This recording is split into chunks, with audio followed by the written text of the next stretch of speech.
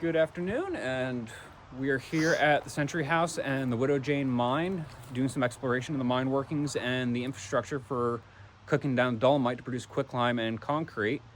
We're here at the kilns that would have been on the front face of the mine operation by the loading for the D&H canal.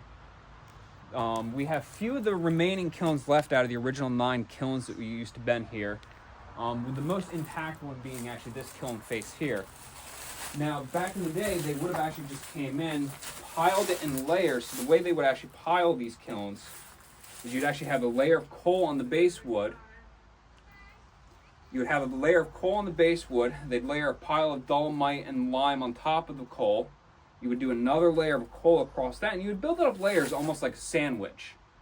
And they'd build it all the way actually up to the roof, to peak, cap off the front of the kiln, and actually start the fire from the top and burn its way down, producing quicklime. Now, in the cement making process, they would cook it down to quicklime. They would actually then take the lime to produce slack lime for actually the concrete making process. There's still some remnants from back in the day from the operation sitting in the kilns. A lot of loose material, a lot of seaway.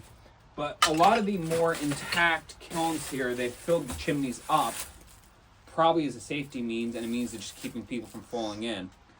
Now, we still have a few of the remnants of the old slack carts and the ore carts that would have been used for actually filling and doing the layers inside the kilns. Now, this one still has wheel intact on it, metal wheel, metal spoke. This one's not. But we have, actually there's 1, 2, 3, 4 of the carts left with the tramway cart still up over here. And we got 2 of the barrel carts. Some of the other stuff that's lying around the kiln, I'm almost 100% positive it's what it's for. But this, most likely, is one of the old axles off of the mine carts that actually would have been used for bringing the dolomite out from the mine. And this gives a basic idea how big the cart wheels and the axle system would have been on the carts actually carrying the ore out. Now, your average ore cart of about this size would have held about between 1.5 tons to 2 tons of material coming out of the mine at any given point. And that was the standard size mine cart in the US. They produced some larger ones that could be in the 2.5 to 3 ton range, but those were more common out into the Pennsylvania, into the coal fields. Now, they have varying kiln sizes. That's a double bore kiln. We have this one here, which is the single bore.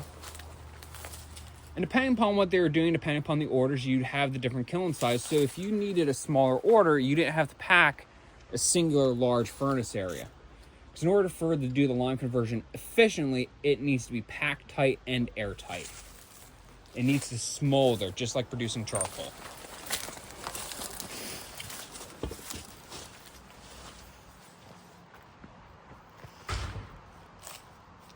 Now, the original mine complex, you said ran this way.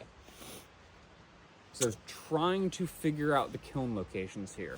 Well, there is a picture over here. There was an aerial view from the 50s that we can go and look at. Also, this area here was different. It wasn't a parking lot.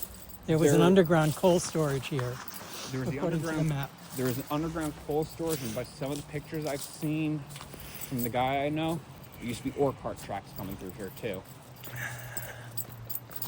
Well, we'll see. There's a nice little picture that we can take a shot of on the side of the barn. So here's an aerial view from the 1950s of this area. Okay. 1, 2, 3, 4, 5, 6, 9. Yep, so all 9 of them would have been right there in a row with the roof structure. And at this point, that's just the parking lot. And that had been a mill area with loading area up in here. So then you got the other factory systems up in here. That's where it all, the silos are still there. Yeah, the silos are still there. And this house is still there. The other mine entrance is actually back up over in here, closer to the railroad tracks. There's a second mine up into here. Yeah, and there's some more ruins over on the side here. So let's actually head back to the mine. Yes, let's do that.